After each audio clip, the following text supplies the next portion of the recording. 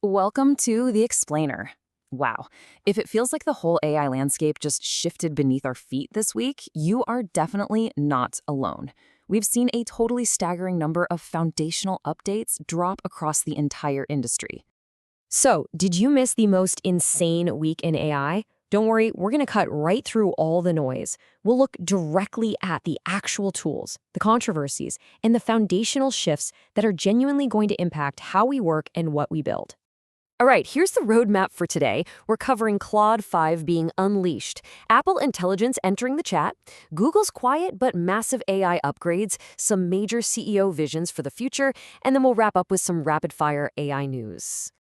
Kicking things off with part 1, Claude Fable 5 Unleashed. We gotta start with Anthropic, because they dropped a brand new model this week that generated equal parts excitement and, honestly, a whole lot of confusion. So, there's a huge public misconception we need to clear up right off the bat. Everyone thought Anthropic just unleashed their raw, top-tier Mythos model on the world, but that's not exactly true. Fable 5 is a Mythos-class model, meaning it sits a full tier above their previous Opus model, but the actual, unrestricted Mythos 5, that's strictly locked down for a small group of cyber defenders and infrastructure providers. The Fable 5 we got comes with incredibly heavy safeguards. It's specifically locked down against answering prompts about cybersecurity, biology, and, crucially, training your own competing AI models. And man, that last safeguard against building competing models, it sparked immediate, massive backlash from the open source community.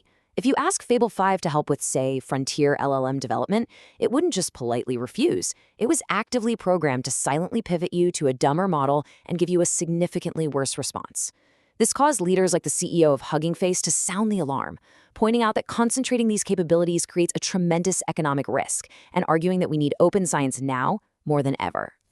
Other critics, like prominent researcher Jeremy Howard, argued that this move just aggressively increases the power imbalance in the AI space by restricting the absolute best capabilities to a privileged few.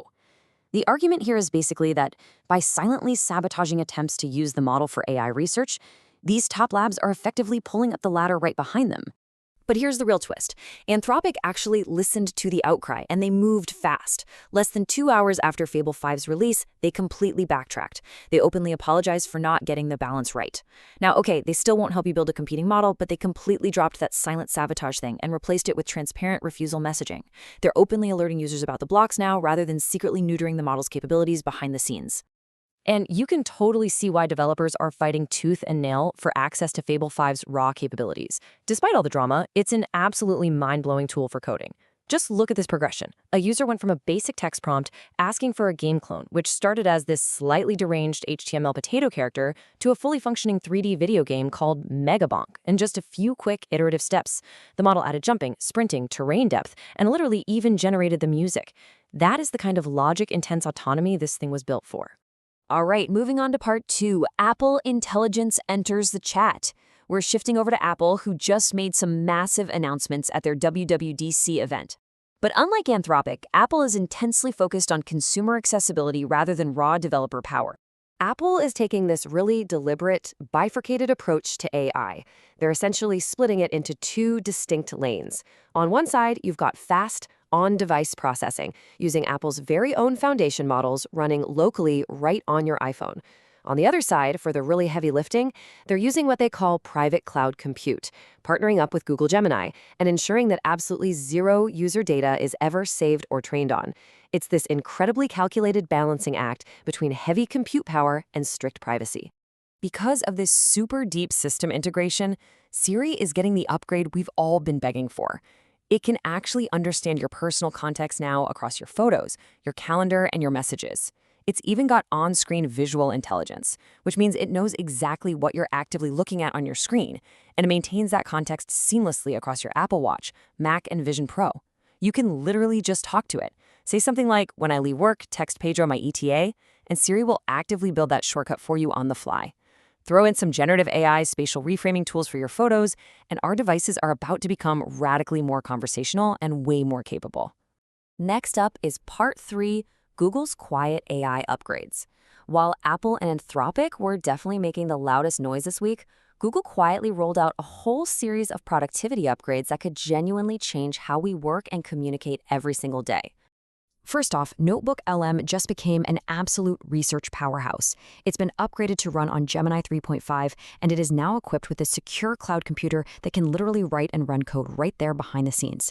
It's packing over 100 curated research skills and can spit out everything from Markdown to JSON. But honestly, what's really striking to me is the Gemini 3.5 Live Translate. This brings near real-time translation to Google Meet in the Translate app. The goal here is to just completely eliminate language barriers in our daily digital meetings. Imagine listening to a keynote spoken entirely in Hindi, but hearing it instantly translated into your native language in real time. Just wild.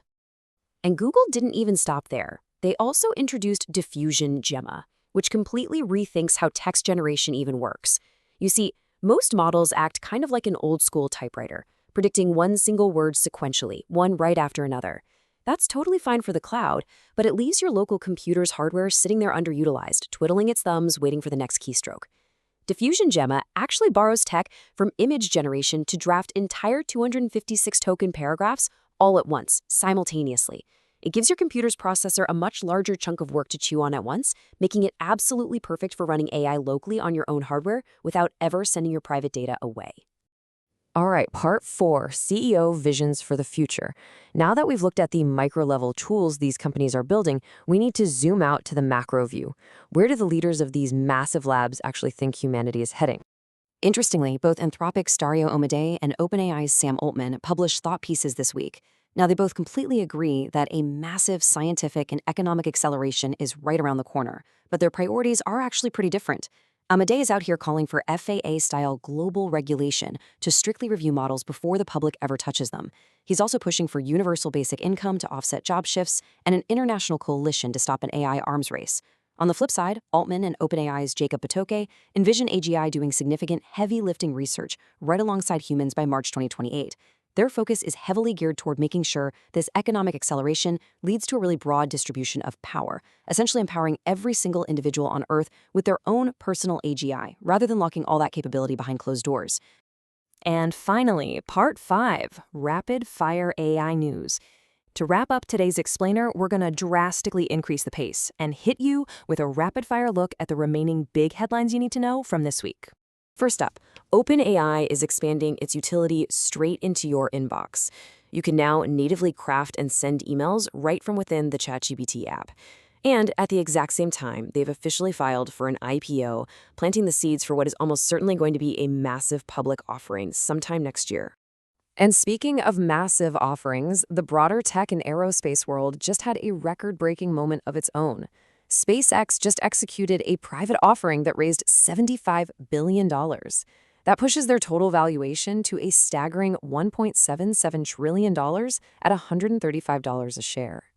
And in a completely surprising twist to cap off the week, David Holt, the founder of the image generation platform Midjourney, just teased a mysterious physical gadget launch. He casually posted that they are starting to send out invites for their very first hardware launch. We have absolutely no idea what an image generation hardware gadget even looks like, but you better believe the entire industry is watching closely. And that wraps up this week's Explainer. We've covered a massive amount of ground today, moving from AI models building entire 3D games from scratch, to Siri finally gaining real contextual awareness, all the way to massive predictions for a global economy. These tools are just getting vastly more powerful and more accessible by the day, which leaves us all with one really provocative question to think about.